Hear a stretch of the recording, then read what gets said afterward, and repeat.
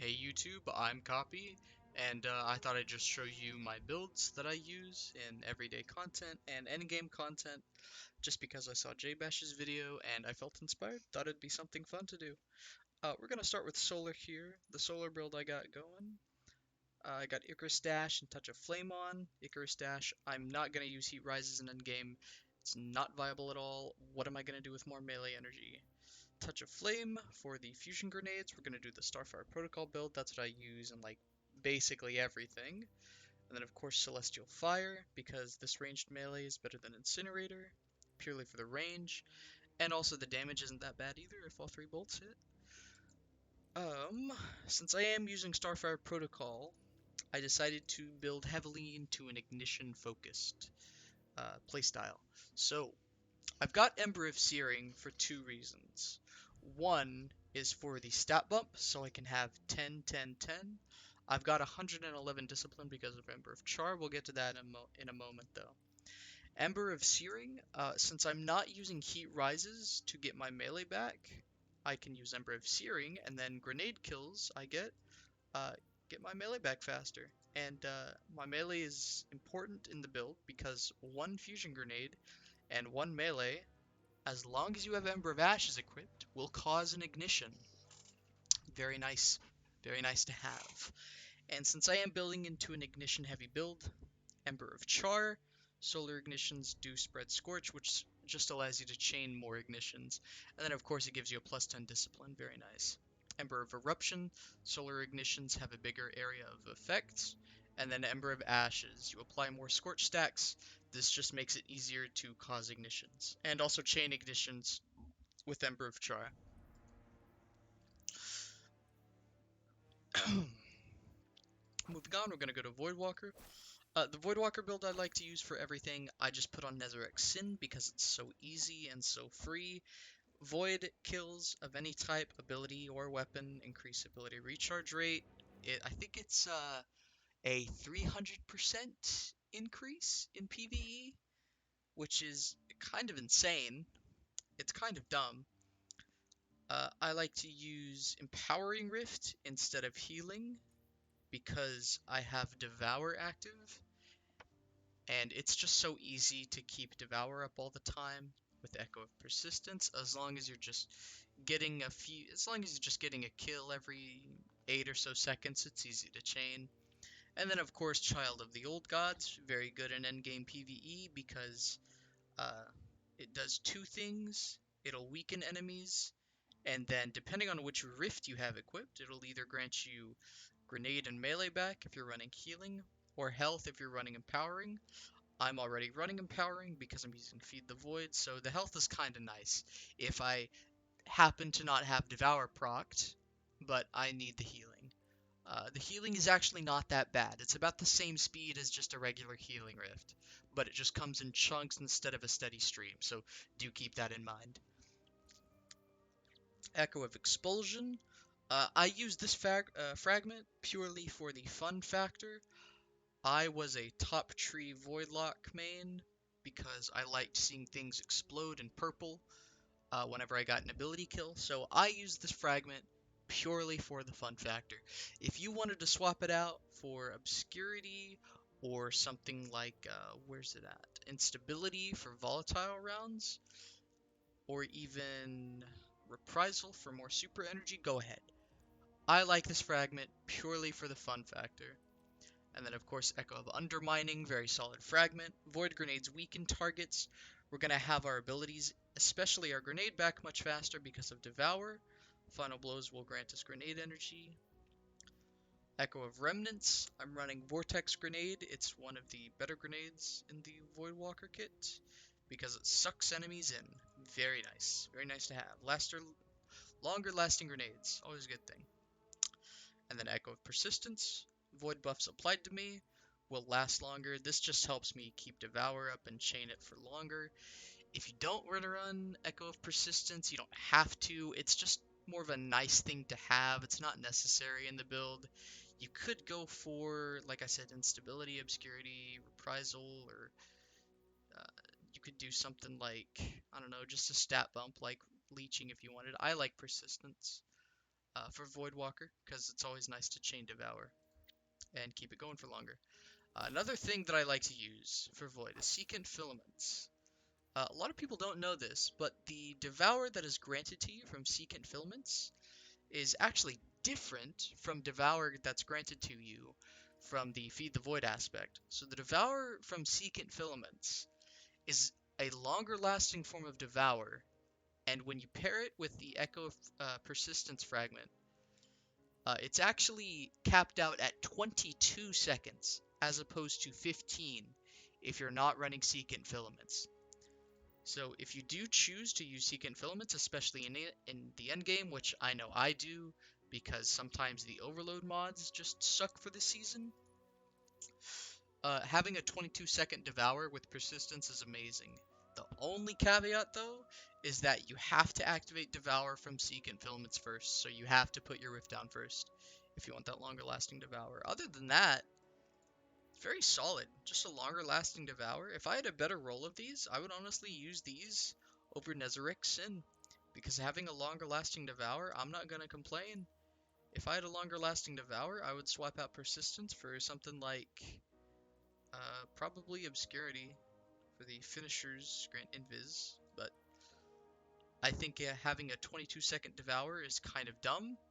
And that's actually more than double, the time of just regular Devour without Persistence. So I think that's very fun to me to just constantly be able to chain Devour. Moving on to Arc. Arc Warlock is not the best in endgame, I'll be honest, but in my opinion, it is the most fun.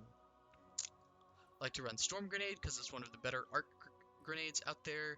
Healing Rift because I'm using Arc Souls, like to sit in rifts and just constantly have an Arc buddy do all the work for me. Electrostatic Mind, Arc Souls are amazing.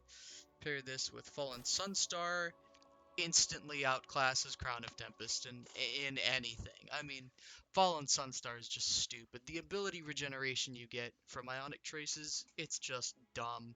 It's not okay. So these are the two aspects I like to use. Lightning Surge isn't that good. It'll just get you killed more often than not. Also, the Chain Lightning, it will jolt enemies you hit, and the base damage of it is not good. It's not good at all. But the fact that it applies the Jolt verb, which is a strong verb, is very good. That's why I use that over Ball Lightning, because Ball Lightning does not apply any verb to a target. But Chain Lightning does. So I kind of like that about it. Spark of Shock for jolting grenades, because I'm using Electrostatic Mind. It means those grenade kills I get will grant me an Ionic Trace. Spark of Resistance, because Arc needs it in the endgame. You need as much damage resist as you can get, because Arc really doesn't have all that much going for it. So take what you can get. Spark of Discharge. You could swap this out for something like Volt or Magnitude or Recharge, because in endgame content, you're not always going to be able to run an Arc weapon. Maybe there's Solar and Void shields, maybe you just don't have the gun for the job, or the champion mods are just terrible and you don't have a gun of whatever archetype you need. So if you're in the endgame, I might swap out Discharge for something like Volts, or Recharge, or Magnitude. It just depends on what you like. I just like Discharge because in Grandmasters where it is Arc Burn, and I can use the correct champ mods, something like Insidious, and it is Unstoppable Pulse this season, solid pick. Spark of Ions, defeating a jolted target makes an Ionic Trace. This spawns even more Ionic Traces. Keep in mind it does have a 10-second cooldown though, when it does spawn, so it kind of sucks, but it does kind of keep it balanced, because if this fragment was just able to constantly give you Arc Souls off of jolted kills, it'd be kind of busted. Very fun build in my opinion, just for general ability spam and having high uptime on Arc Souls. They're not that bad in PvE, but they're not the best either. They deal about primary weapon levels of damage. They're okay. Moving on to Stasis. For Stasis, I like to run Osmiomancy gloves, better cold snap grenades, and since I am using Osmios, cold snap grenade of course, I don't like to use Bleak Watcher because instead of waiting for my Stasis turret to freeze a group of enemies, I can just do it myself much faster and with much more leeway because I have a second Stasis grenade charge. Ice Flare Bolts for even more chain freezing, Glacial Harvest for the Stasis shards that it will spawn. I like to run Torment. You could swap this out for something like Fissures, so when you do freeze a big group of enemies, you can shatter them for more damage. Very solid ad clear. I used to run this fragment before I used Torment, just because I like Torment for more grenade uptime. If I ever am out of grenade charges, I at least have a little bit of a net to fall back on, where as long as I'm in combat, I'll get my nade back faster. But you could swap out Torment for Fissures. That's what I used to run as well, because that's very fun. Whisper of Chains. When you're near a frozen target, you get damage resist. We are going to be freezing a lot of things with this build, so very solid pick. Also grants plus 10 recovery, not bad. By the way, in PvE, it is a 40% damage resist. That's insane, especially when you stack it with tier 10 resilience. Whisper of Rhyme. A lot of people don't know this about Rhyme. Bash mentioned it in his video, but if you are less than full health, picking up a stasis fragment, or sorry, a stasis shard with this fragment equipped will grant you health and can heal you. And if you are full health, it does grant you an overshield. So that's kind of nice. I like Rhyme because it can heal you mid-combat. Very fun. And then of course Whisper of Conduction. So I don't have to really think about grabbing the stasis shards, they just come to me. And also it's a nice plus 10 resilience boost, one of the best stats in the game at the moment. You could swap out Conduction for something like Fissures, or if you wanted Rending, so you deal more damage to frozen targets, or where's the fragment? You could do Whisper of Bonds, so you get your super back faster. This fragment is, I just like it because I don't have to think, but if thinking doesn't really bother you, you could swap it out for something else. Let's move on to the weapons I like to use. I love Deliverance, one of the best specials in the game in my opinion, purely for the utility of Chill Clip, and it's craftable, and it's got one of the best origin perks in the game since it is from Valve the Disciple, and it gets a Demolitionist. I mean, what can't this thing do? It's crazy. Being able to freeze a target with just 2 fusion shots from any distance, always amazing. Best utility gun in the game, in my opinion. Outbreak Perfected, very solid pick. Strong exotic primary, also one of the best primary DPS options out there if you are out of heavy ammo. Yeah, good gun. Submission, one of my favorite SMGs in the game. I crafted mine with Overflow Frenzy. You could do Subsistence, and then I went with reload stuff, so like Flared Magwell, and then I think it's a reload Masterwork, but it doesn't show up on this gun. And then full bore just for the better range. One of my favorite SMGs in the game. Touch of Malice, also one of the best primary DPS options in the game. Also, the Blight does blind enemies. That's very nice to have. Also deals increased damage by 50% when they are blighted. It doesn't tell you that on the gun, but well, now you know. Catalyst gives it rapid hit. I love this gun ever since I got it. It's my favorite. Can't wait to use it in Grandmasters. Felteradiddle, I only have this bow in here because it's Overload bow, and that's one of the only, it is the only primary Overload option for this season. The other option for Season of the Plunder is Overload Machine Gun, but if I want to use a primary, bow is all I got. If it was something else that was Overload, like Cannon, I'd be using Fatebringer in here. Crate, very solid auto rifle. It gets some amazing rolls. It can get Headstone. It can get Overflow in here, Subsistence as well, and then of course One for All, one of the best PvE damage perks in the game. Vice Stinger is amazing. Sometimes you just never have to reload. Mine has High Caliber, which I got very lucky with, so enemies I do hit with this thing will get flinched like a truck. And then of course it is Stasis. So if I pair that with Font of Might, more damage from my primary weapon.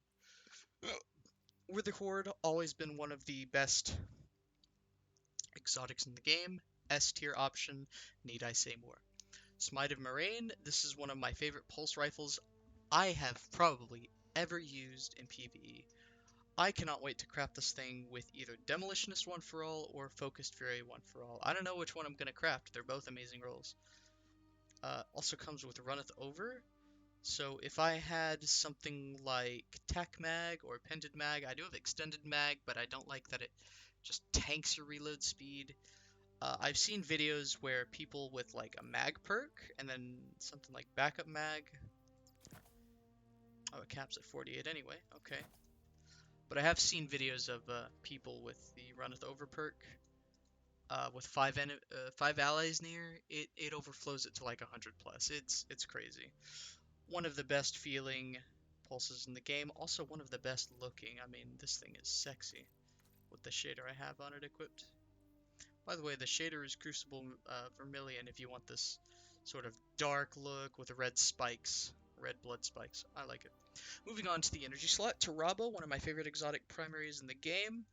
The exotic primary weapon buff in Witch Queen made it so all exotic primaries got a 40% damage buff against minor enemies. So even if I don't have Ravenous Beast active, this thing can still hold its own in ad clear. Aggressive frame SMGs, 750 RPM. One of the best archetypes in the game, in my opinion. They hit hard, and Taraba has a magazine of 30, which is a bit of an outlier for 750s, because 750s usually have a lower magazine size, like around 25. Sometimes more, sometimes less. So, I like Taraba. Whenever the perk is active, it just mows ads, it chews through them, cuts through them like butter. I love this thing. Callus Mini Tool, one of my favorite weapons to use with Solar. I've got Enhanced Incandescent, so I apply more Scorch stacks. And if you remember from my Solar build, I like to play into Ignitions. So, Callus Mini Tool with Incandescent allows me to spread Scorch, which just gives me more potential for Ignitions. Very fun, very nice to have. And then, of course, I made mine with Unrelenting instead of something like Threat Detector, because kills with Incandescent, so let's say I get an Ignition proc from Incandescent, that Ignition kill will proc Unrelenting, since the Ignition came from the weapon itself, and weapon kills, rapid weapon kills will grant me health back. So, one of the best primaries in the game. It's also craftable. Get it for yourself if you don't have it. Very solid. Oops, that's the same gun. Cartesian Coordinate. One of the best fusions in the game. I got the Banshee roll, led from Gold Vorpal. Solid damage pick, solid damage output. Rapid fires are one of the better fusion archetypes for damage. Uh, one of the best, I believe. I don't know if the changes made to fusion rifles in, I think it was Haunted, really shook the meta up or anything, but this is still a very solid workhorse weapon. The Enigma. Now, I might catch some flack for this, but I like glaives. After the buffs to glaives in Season of the Haunted, glaives are one of the best special weapons for utility. Not for damage, but for utility. Because the shield that it gives you is something like a 97% damage resist in PvE. And then if you stack that with tier 10 resilience, that's 40% damage resist. You're immune. You're invulnerable. You take no damage unless the damage is so hard hitting, but by that point, it's not going to deal much damage to you. Just because you have so much damage resist stacking on top of each other. I've taken this thing first week of the season into a Master Nightfall. I believe I was 23 or 24 under. It was Void Burn, and we got to the boss room, and You know the left side of the room where you like to sit in, and then there's that funnel where you like to get all the ads through, so you can just kill them easily through that funnel. Even with Void Burn active, I was able to stay alive and face tank Wyvern shots, shots from the boss, shots from champions. This thing is able to survive so much if you have the shield up. I crafted mine with Grave Robber because melee kills will reload the magazine. I much prefer Grave Robber over something like Impulse because I don't like going through a reload. If I'm in the fray and I need to reload, I can just kill one guy and keep my shield up with hits from the glaive. Obviously, it's just preference. I prefer Grave Robber. You can go with Impulse if you want. I went with Accurized because the more range you have with glaives, the faster the projectile. And then auxiliary reserves, it's going to decrease the reload speed, but it does greatly increase the shield duration. And like I said, the shield is one of the best parts about the glaive. Also, the melee damage isn't that bad either. I'll make a video soon showcasing how to animation cancel with glaives. There have been some videos online that show it, but the method they use is worse because it will actually slowly chip away at the glaive shield energy. What I do circumvents that and preserves the shield energy, which is very nice. And then of course Psycho Hack Origin trait, even if I am in there and I'm dealing damage with the glaive, like say I'm just going out on a target, just prodding them, poking them with the glaive, they're going to deal less damage to me, which is going to make it safer for me to keep doing what I'm doing, basically. I did test this in PvP before. It was a 10% damage reduction. I don't know if the value has changed in PvE, though, so if anybody knows, I would like to know. Insidious, one of my favorite pulses in the game. It's from Vav the Disciple, so it's got Soul Drinker, based Origin perk, one for all, best PvE perk in the game. I went with Dragonfly instead of something like Stats for All or One for All because I like seeing things go boom. Also, hits with Dragonfly explosions count towards One for All. So if I kill a guy with a precision hit, he's going to explode due to Dragonfly, and that Dragonfly explosion, if it hits other enemies, it's going to count towards One for All. Very nice. Also, another thing to note, in the future, one of the direct leads, or one of the game leads at Bungie, one of the sandbox guys, I think, in a podcast said that all of the uh, perks that have a weapon mod attached to them, so stuff like Dragonfly, Surrounded Spec, Rampage Spec, they said that in the future, either next season or the season after, in Lightfall, they're going to merge those spec mods into the base behavior of the perks they're associated with.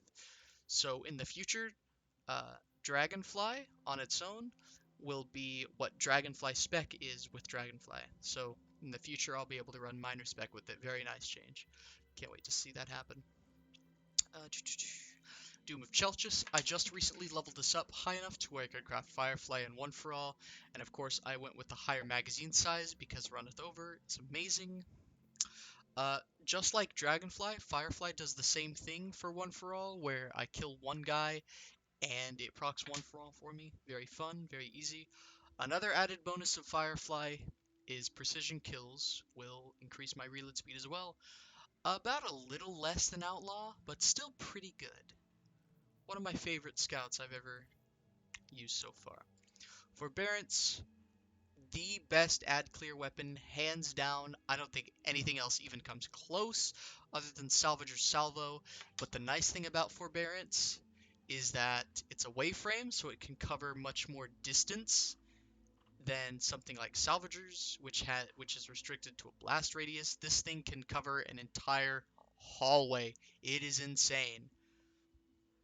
I love this thing for add clear.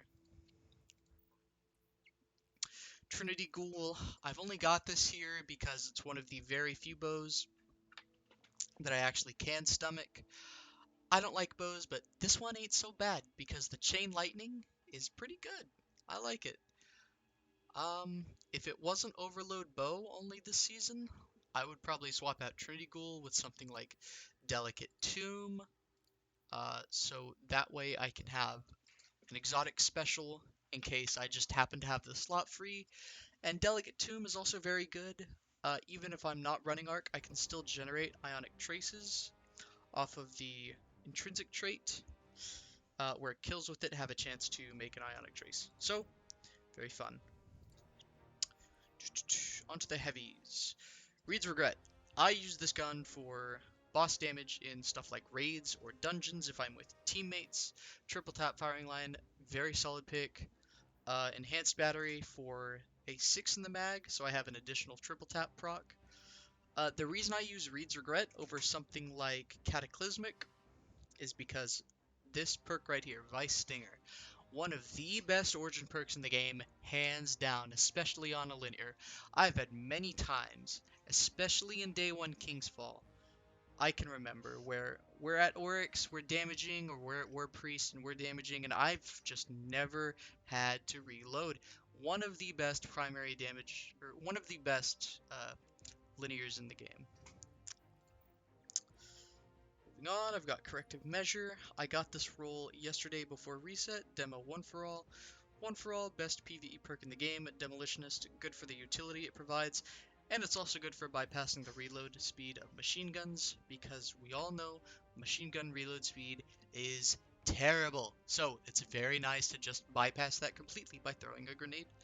Very good for encounters where you just need to clear ads, stuff like third encounter on Vow, or totems at King's Fall, or confluxes at Vault of Glass. Just a solid machine gun, especially since this season it's Overload machine gun. So if I want to use a machine gun, I got this. Hezen Vengeance, one of the best rockets in the game. The reason I like this rocket so much is because it can roll with both autoloading holster and overflow in the same slot. So if I want to switch at any time for even higher burst damage, I can do overflow. If I just want general all-purpose feel-good utility, auto-loading holster, pair that with Izanagi's or other special weapons to deal damage. And then of course Vorpal weapon, even though it got nerfed by from 15 to 10% on heavy weapons, it's still a solid perk. Still good, it's still free damage. Galahorn, one of the best exotics in the game, hands down. Do I even need to say more?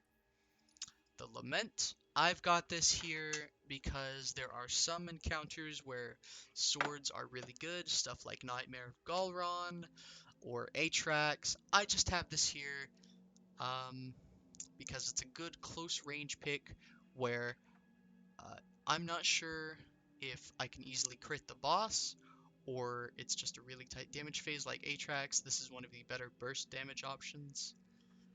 But then again, if I need burst damage, I'll just use a rocket. I would honestly swap out Lament with something like, I don't know, whatever you want.